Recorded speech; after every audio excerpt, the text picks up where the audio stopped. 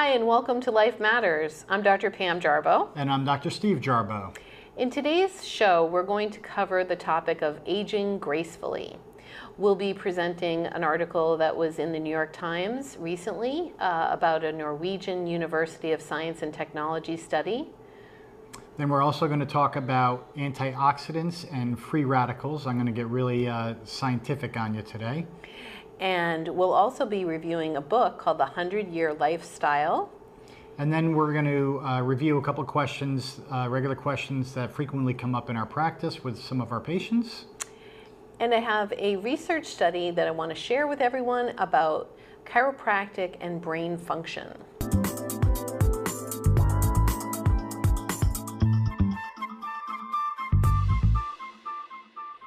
Recently in the New York Times, there was an article written about the Norwegian University of Science and Technology. They developed this sophisticated algorithm that tests the age of people. You can go online and use their online calculator in order to find out about your actual age versus your chronological age. And it's based on a variety of different factors, including your cardiovascular health, your waist size, and your exercise stamina. And what they found was that people who are regular exercise advocates do so much better as far as aging. And the average person who participated in the study was 25 years younger than their chronological age, which was a really significant study.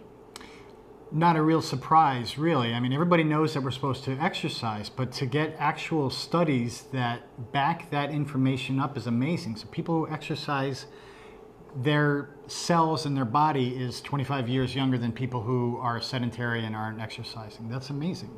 So that's just proof that we really need to exercise. That's one of the components and pillars of health that we talk about on our show here. So does that remind you of anyone in chiropractic? It does. So over the past 18 years of being in practice, a number of people pop into my head, but there's one gentleman in particular that mentioned that when he retired about 15 years ago, which is when he started coming into my office to get his spine checked, that's when he really started exercising. You know, because before he had this story in his head that he didn't have time to exercise. Now he's retired, and instead of his health declining over time, he feels that he's getting healthier and healthier every single year. And he comments to me almost every time I see him. He's like, Dr. Steve, I've been getting adjusted by you for 15 years, and I swear I'm healthier now than I was 15 years ago, but yet he's 15 years older. So you would think he's almost 80 years old now. You would think by the time he's 80, his health is declining, and he states that he's getting healthier even though he's getting older. So it's really, really amazing. And so he's been exercising and eating well, but also getting his spine and his nervous system checked. He's doing all the things that we talk about on this show. And so he may have started later in life incorporating these things into his lifestyle, but that's a really important thing to know also, is that a lot of people just think, well, it's too late now. You know, I'm already 50 or I'm already 60, you know, it's over now, but it's not. It's never too late to start increasing your health and getting more vitality back into your life. It's amazing how the body adapts no matter what your age. This research study that was done in the Norwegian University of Science and Technology said that most of the athletes in that study were over age 50. And so they were in the senior Olympics, but that the categories are different, but that they could definitely do it. And I just want to echo what you were saying about people in the practice saying that they're better and better each year, where they're expecting that they would get worse and worse. Even with people who don't exercise, that's something I've heard regularly, that people are gaining body confidence and able to do activities, whether that's gardening or cleaning their house, when they felt like they were getting more and more broken, they're getting healthier and healthier. And part of that is just nerve supply. That's the one thing that they're doing differently. But if you were able to increase the nerve supply to all the tissues in your body and exercise, that'd be real significant.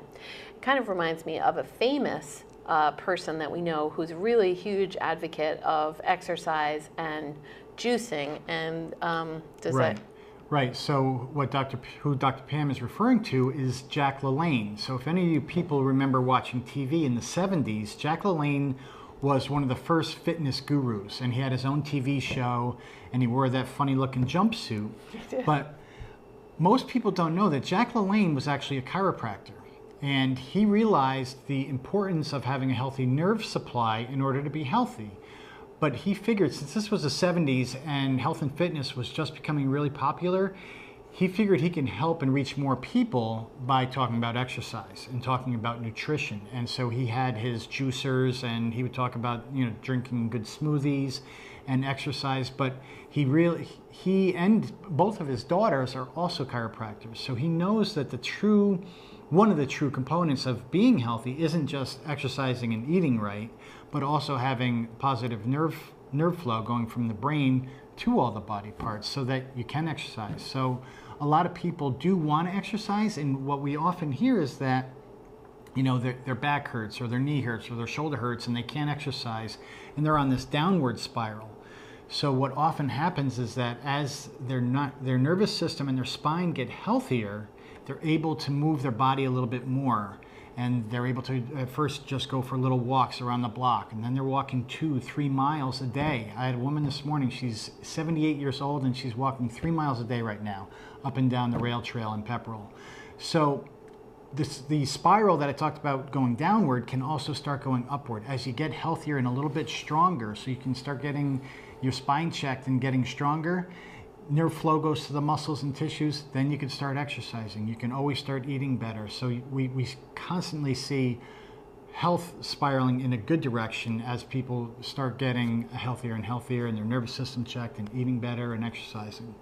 I think for some of the people in our office, it's somewhat overwhelming if you feel like you're so deep in the hole. But I think about it like you're just making deposits into the bank account of health or vibrancy. And so every little step that you take, it's like putting a quarter in your piggy bank jar, and over time those build up and accumulate, and you start really building momentum. So it's exciting to be a part of that for the people that are in our practice. Well, that was a great study that was in the New York Times that Dr. Pam just found today. So we're happy to share that with you, and hope you get something out of that information that we just shared.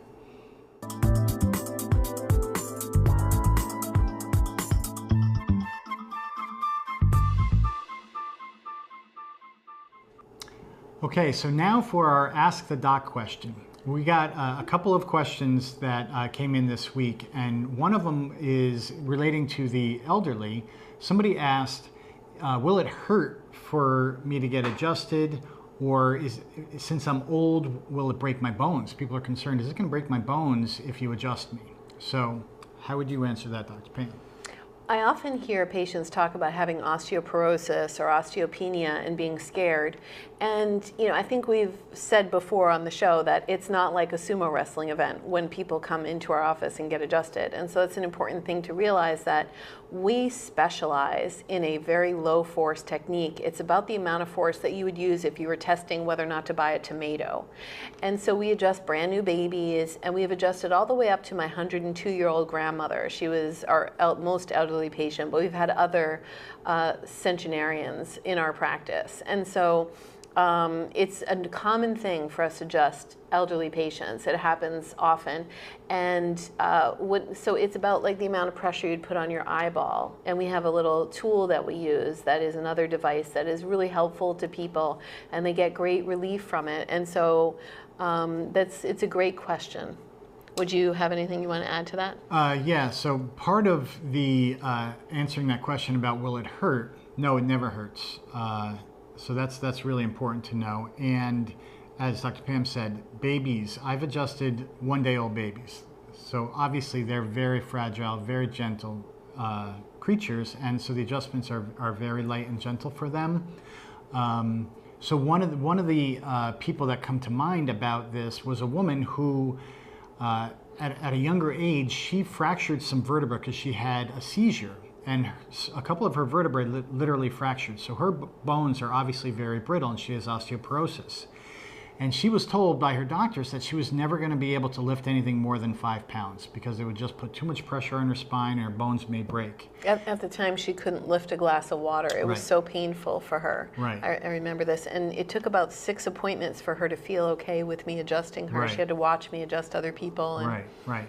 And so this was a few years ago, and at the time she didn't have any grandchildren. Since then, she has either 2 or 3 grandchildren now, and she's our biggest advocate to people who are afraid to get adjusted, because she is on cloud 9 that she's able to hold her grandchildren. She picks them up, and they're like 30 pounds now. They were born, at 7, 8 pounds, and after 2, 3 years, she holds her grandchildren. She can pick them up and carry them, and nothing happens with her spine. Her spine's getting healthier and stronger, and in fact, she's regained 3 inches of height. Now, this is something that we can't guarantee, or doesn't happen to everybody, but what happened was that her spine was so compressed with all the pressure and tension in her spine that it literally made her feel like she was shrinking.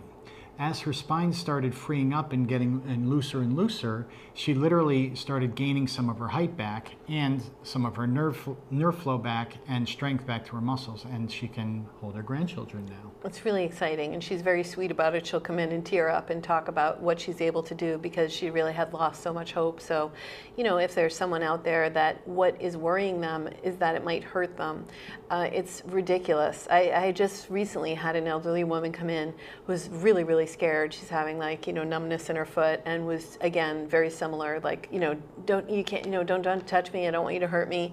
And it's been 4 weeks, and she came in and she just can't believe how different it is. She'd like to move in with us, but we've said no. So yeah, anyway, it's a great question, and it is not painful. And after the first adjustment, so many people are just thinking like, well, what were they scared about? It's so, right. It feels amazing, actually. Right. So. And they're like, wow, I didn't know it was going to be that gentle. Because a lot of people may say, oh, it's really gentle, it doesn't hurt, but in our office, it truly is gentle, right, and never hurts, and they get great results. So it's never too late, and we're not going to break bones, and it doesn't hurt. Thank you. Great question. Thank you. If you have any other questions, you can write to us for our Ask the Doctor segment to drstevejarboe@gmail.com, DRSTEVE at gmail.com.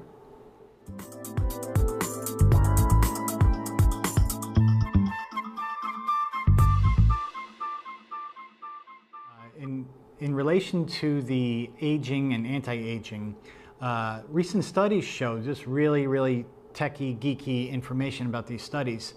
These things called telomeres, which are basically the very tips of our chromosomes, in research studies show that people who are sick and aging at a quicker rate than other people who aren't aging, it shows that these people, their telomeres or their chromosomes, are smaller than healthy people.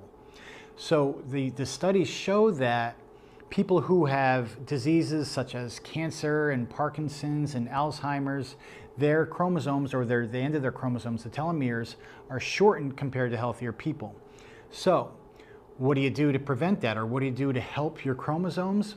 Well, the studies show that the major thing that is helpful in that anti-aging process is eating things that have high antioxidants. So what antioxidants are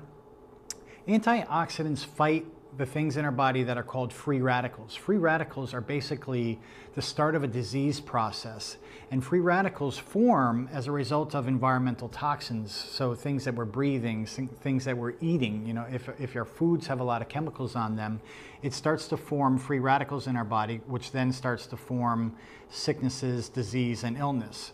So in order to fight or combat these free radicals, you want to eat things called antioxidants. And the things that have high antioxidants, things that are really good for you, thank God, these are things that taste good as well. It's nothing, nasty. So the best things to eat are lots of red grapes, purple grapes, blueberries, cherries are really high in antioxidants, pomegranates, all sorts of berries, raspberries, strawberries. Even some nuts, such as walnuts. Walnuts are really high in antioxidants, also really high in omega-3s, which are the good fats for our body. So in order to fight the free radicals, increase your intake of antioxidants, and that's gonna help your chromosomes and the telomere part of your chromosomes to lengthen, which helps fight that anti-aging process. So I know that was a little techie, but eat all those good foods, and it does help you live a longer, stronger, healthier life.